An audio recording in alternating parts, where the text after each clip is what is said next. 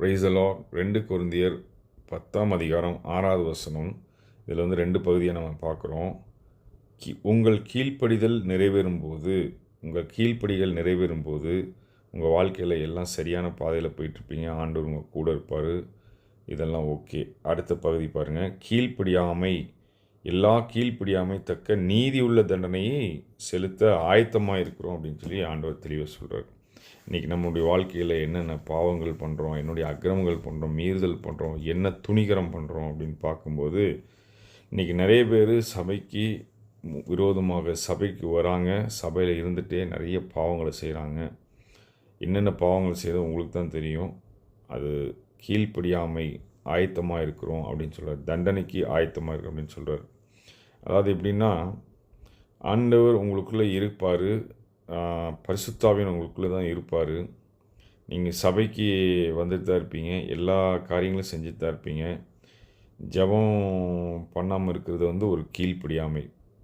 ஜெபிக்காமல் இருந்தீங்கன்னா அது ஒரு பெரிய பாவம். அது கடவுளை தேடாமல் இருந்தீங்கன்னா அது ஒரு பெரிய பாவம். வேதத்தை வாசிக்காமல் இருந்தீங்கன்னா, நீங்கள் வேதத்தை மறந்தீங்கன்னா, நீங்கள் மறந்தீங்கன்னா கர்த்தர் உங்கள் பிள்ளைகளே மறந்துடுவார்.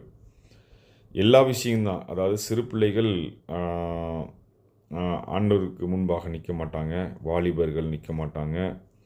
ஏன்னா அவங்களுக்கு உலகத்தில் டைம் இல்லை. எல்லாமே செல்ஃபோனு அது இதுன்னு அவங்க பின்னாடி உலகத்தை பிறகு ஓடிக்கிட்டு இருப்பாங்க. ஆண்டவர் சத்தியம் வாரம் நமக்கு சபையில் என்ன சத்தியம் கொடுக்குறாங்களோ அதன்படி கீழ்ப்படிந்து நடந்தால் தான் அவங்க சரியான பாதையில் நம்ம போகிறோன்னு அர்த்தம். நம்ம அதெல்லாம் முடியாது, ஏதோ இந்த காதில் வாங்கி இந்த காதில் கேட்டுட்டு போகிறோம் அப்படின்னா அது ஒரு கீழ்ப்படியாமை. இப்போ என்ன பண்ணுவார்னா, ஆண்டவர் கீழ்ப்படியாமைக்கு சவுக்கு எடுத்து நல்ல ஊற போட்டு வச்சுருப்பார். அடிக்கிற அடியில் தாரத்தைப்பட்டெல்லாம் கிழிஞ்சி போகிற அளவுக்கு பிரச்சனை நமக்கு வரும். அப்போ நம்ம புரிஞ்சிக்க வேண்டியதான். நம்ம கீழ்ப்படியில் ஆண்டவர் எவ்வளோ சொல்லி பார்த்தாரு, எத்தனையோ முறை சொல்லி பார்த்தாரு. எந்த பாவம் வேணால் இருக்கலாம், அது என்ன பாவம் பண்ணுறீங்கன்னு உங்களுக்கு உள்ளான மனதுக்கும் உங்களுக்கும் ஆண்டவருக்குள்ள விஷயம் அது. ஆண்டவர் சொல்லும் போதே கீழ்ப்படிஞ்சு அந்த பாவத்துட்டு விலகிருங்க. ஆண்டவர்கிட்ட ஒப்புராயிருங்க. ஒப்புராக விட்டிங்கன்னா அவரை அடிக்கும்போது, அவரை சிட்சிக்கும்போது அது உங்களால் தாங்க முடியாது. அதுக்கு ரொம்ப விலை நீங்கள் கொடுக்க வேண்டியதாக இருக்கும். அதனால் இயேசு சீக்கிரம் வரப்போகிறாரு. கடைசி காலத்துக்குள்ளே இருக்கும். கடைசி டைம். முன்னெல்லாம் கடைசி காலத்துக்குள்ளே இருக்கும்னு சொன்னோம். இப்போ கடைசி வினாடிக்குள்ளே நம்ம இருக்கோம்.